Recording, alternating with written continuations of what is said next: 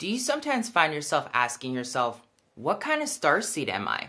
This video is all about helping you figure that out, okay? I help people all over the world tap into their starseed origins, and these are going to be some of the main notes and tips that I'm going to be sharing with you directly, okay? The main thing you got to understand about your starseed origins is like once you figure out exactly where your constellation and your people come from, you'll be able to decipher your strengths, your weaknesses, and what you're actually doing here, okay?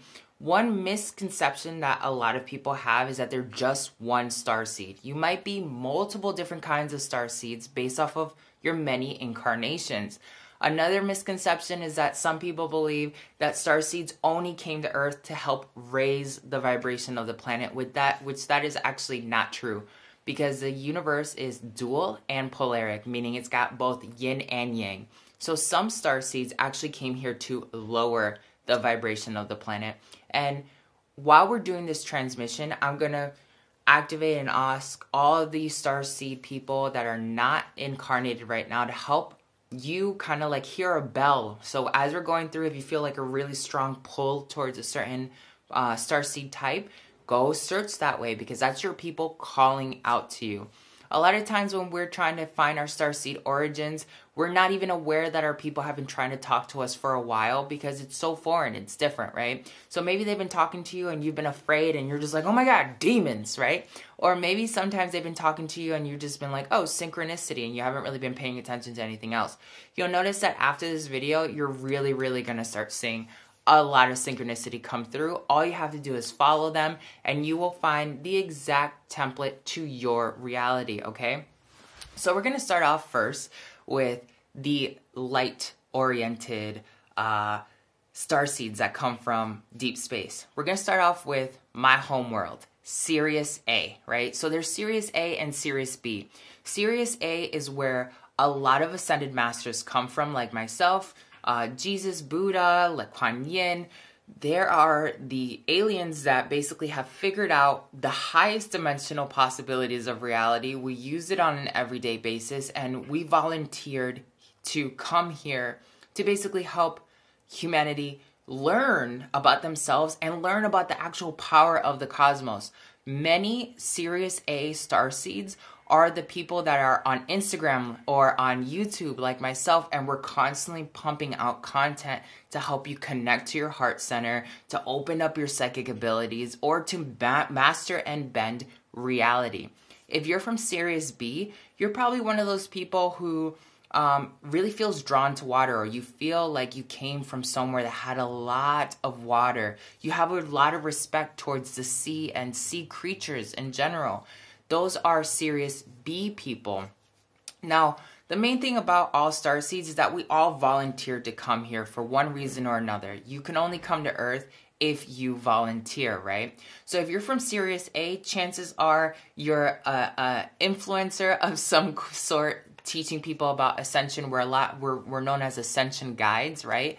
A lot of Sirius A people are also very like take no shit kind of beings. Like we're very hard because we know that there's more about reality than the illusion tries to swallow the rest of society into. So a lot of us tend to have a very powerful vibration, which is like, whoa, don't want to mess around with that guy, right? Or that girl. So it's very open. And when you're in front of any Sirius template, you're definitely going to feel it inside of your system. The next one is Pleiadians. Pleiadians are also very conscious. They're kind of like record keepers, and they also love to create. Their whole thing is about finding their passion through creation and then spreading the love of their own creation across other templates of reality, like sharing their art with others to make others feel happy, or infusing their music with alchemy and magic and healing and good intentions. Pleiadians are also They have like this very benevolent energy. They seem to glow a lot because they communicate a lot with light frequencies and light codes. So there's always kind of like this shimmering aspect to a Pleiadian. We also have like the feline kind of templates of starseeds, like the Lyrans, for instance, where you would see those in like Egyptian hieroglyphs and stuff like that. those beings are super high into wanting to learn about their telepathic abilities, mastering everything that's not on this earthly realm because they feel more fulfilled somewhere else far away from the material mattered world. So for these three very complex templates, with Pleiadians, you love to create, you love to share art, you love to expand the creativeness, not only when it comes to thinking, actually making art or whatever. There's something about you that wants to share creation in the format of love. If you're a feline type person, a lot of the feline type people have had dreams about being a humanoid cat, or they notice that cats really love them a lot, or cats will obey them versus another person who might not be so connected to the animal kingdom, okay? Also, like, if you're from Sirius or you're from the Pleiades, you're gonna notice that children and, like, animals tend to kind of really gravitate towards you without really knowing why, because they really sense the purity of your light vibration, all right? All of us tend to have very high levels of psychic abilities, and all of us definitely have like this vibration of we know more, and it can be something that really intimidates a lot of people in general. There are Avians as well that work heavily with the Pleiadians, okay? So the Avians are focus mostly on understanding their multi-dimensional selves. The Avians may be like earth angels, for instance. If you feel like you're an angel that came to earth to volunteer, you're an Avian. If you have ever meditated with yourself in front of a mirror and you saw like some sort of wings, or you end up noticing that you have feathers everywhere randomly in places, you're an Avian. If you're an Arcturian, you're one of the people who have basically created the prototype template for Earth, right? And because of that, you guys are usually the types of people that want to dedicate yourselves to shamanism or to advancing some sort of science. The Arcturians are actually very good at high-level sciences that have to do with magic in general. There are people who are from Andromeda. Andromedans love peace, and they have like this general like draw, like there are some people who are enslaved, and if you feel like, oh my god, there's people who are enslaved and I have to do something to release these people from their slavery, chances are you are from Andromeda as well, because part of your whole entire existence is to release the consciousness from the control of Reptilians and the Starseeds that want to suppress the consciousness of this planet altogether. You're also somebody who really loves science. Like, you can kind of just figure out all sorts of sciences and kind of click them together. It doesn't matter if it's metaphysical, like the Arcturians, or if it's actual physical templates of science. You're really good at figuring out answers that other people are not good at figuring out. You could easily be an Indigo Child. Again, I'm from Sirius A. I'm also an Indigo Child. I'm also an Avian, and I'm also an Atlantean. An Indigo Child is someone who's most likely around the age of like 20, I'd say like around 27 right now to about like 35-ish. We are super, super telepathic, highly psychic. We have like this draw to really understand all the psychic realms. And we also have like this energy of like, we're almost usually kind of sort of angry all the time because we can hear everyone else's thoughts. We can also feel like all these vibrations of dishonesty. There are also two other types of children that come with that indigo style. There is the Indigo Children, the Crystal Children, and the Rainbow Children. The Crystal Children would be people more so between like right now they would be somewhere between like their 20s to about 26 years old. You're those types of people that you realize that life is just kind of like this thing where you're supposed to have fun and you're supposed to experience it, and you're not going to be stuck to like the traditional styles of earthly living that your parents might have wanted you to live. Like, many Crystal Children don't believe in going to college because they feel like that's part of the slavery system, okay? Chances are a lot of Crystal Children would also be Andromedans because they don't like the slavery system, right? Rainbow children would be like the youngest ones right now. They would be anywhere under, I would say like about 17, 18 years old. A lot of rainbow children happen to have deformities or handicaps or something like that, because they come from such a high resonance that when they were reincarnating themselves into a lower resonance, something went off. Especially when we're dealing with earthly medicines, that will throw off their DNA. So a lot of rainbow children tend to be autistic, or they end up having like ADHD, because where they come from, the chemistry of their reality is so heavily different that they can't really focus here. A lot of crystal children tend to be like those adventurers, those people that always just want to keep traveling the world and dedicating themselves to just fulfilling themselves, right? So when it comes to the rainbow, the rainbow children tend to be the most loving, the most open. The indigo children tend to be the most cutthroat and like zero BS, kind of like very similar to Sirius. So a lot of indigo children tend to be from Sirius A or Sirius B, or are Pleiadians as well, okay? So then we're going to go now into the negative polarity of the kinds of starseeds that are out there, which we're going to start off with Orion. If you haven't read the Law of One from Ra, it's a very great book. He actually talks about Sirius, and he talks about the Orions. The Orions come to Earth for two purposes, really. Rather, it's to learn how to open themselves up to higher levels of empathy and love and cooperation, or they come down here so that they can suppress and manipulate the consciousness of those around them to get what they want. So those of us that come from Sirius, we understand that reality is so abundant that it's basically based off of your own creation what ends up happening. And that's what we try to teach people a lot. And you'll notice that that's a common theme across a lot of like Sirius kinds of starseeds. When it comes to the Orions, they still do educate, and they educate particularly on certain kinds of advanced sciences that we still have yet to discover, but they're always looking for a trade. So you may notice certain kinds of influencers out there who are like, I gave you this knowledge, so now you have to send me a donation, otherwise something horrible is going to happen to you. That is an Orion starseed. They may help you ascend your consciousness, but it's always something about self-interest. It's not about giving it out into the world. Versus Sirius people just constantly pump out energy. Pleiadians always constantly pump out energy to help the consciousness, because it's all abundance. Like, knowledge is everywhere. Like, it'll all come back as we exist, because we're just here to exist in general. There are those who are from Maldek. Maldek people come from Mars, essentially. They destroyed their whole entire planet on Mars and then basically migrated to the most closest system possible, which was Earth, all right?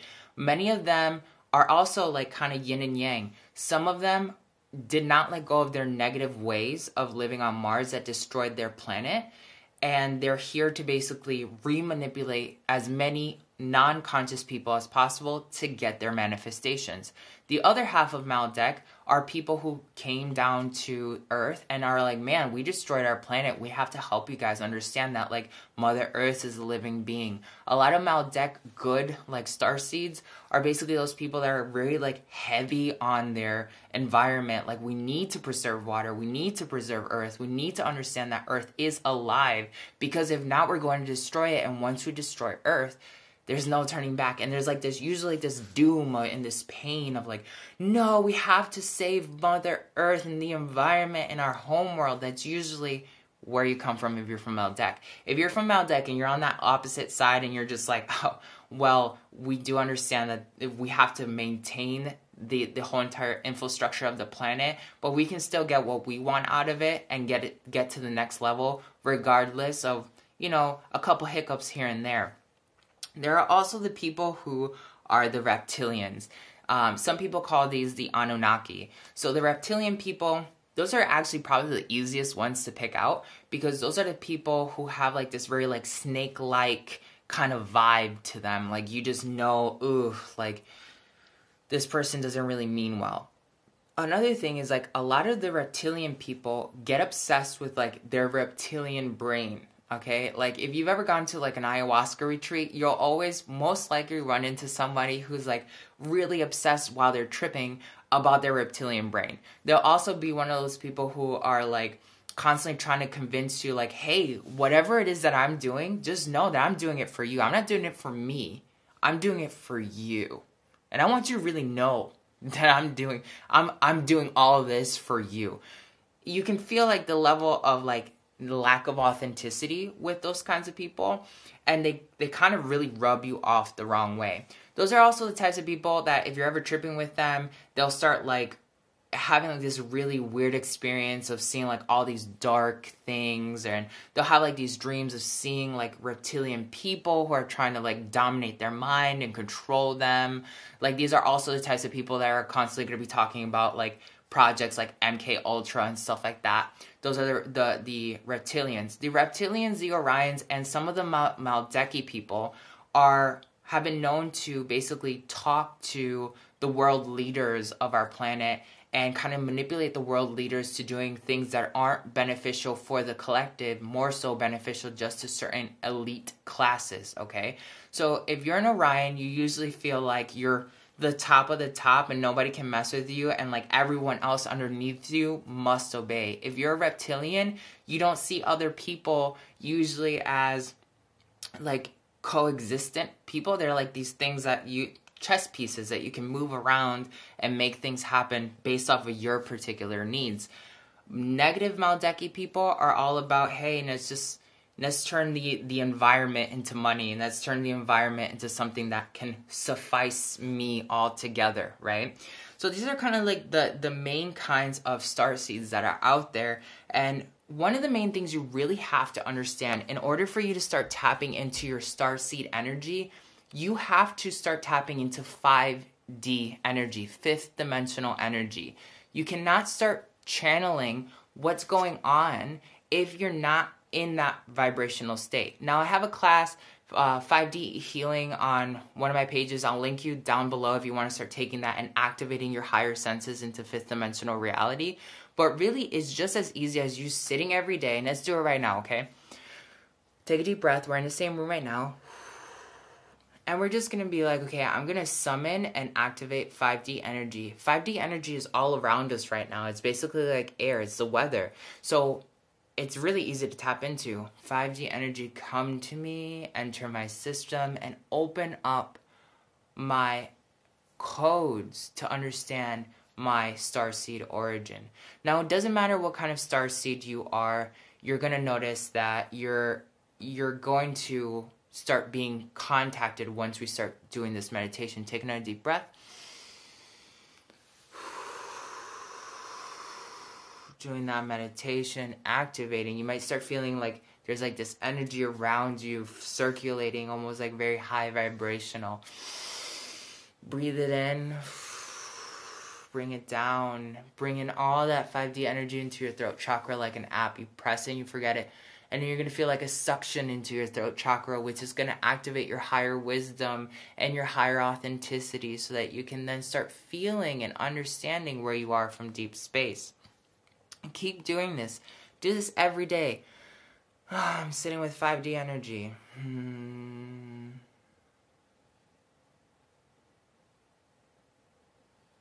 And as you continue to do this, you'll end up feeling higher and higher vibrations. Books will start talking to you. Dreams will become more apparent.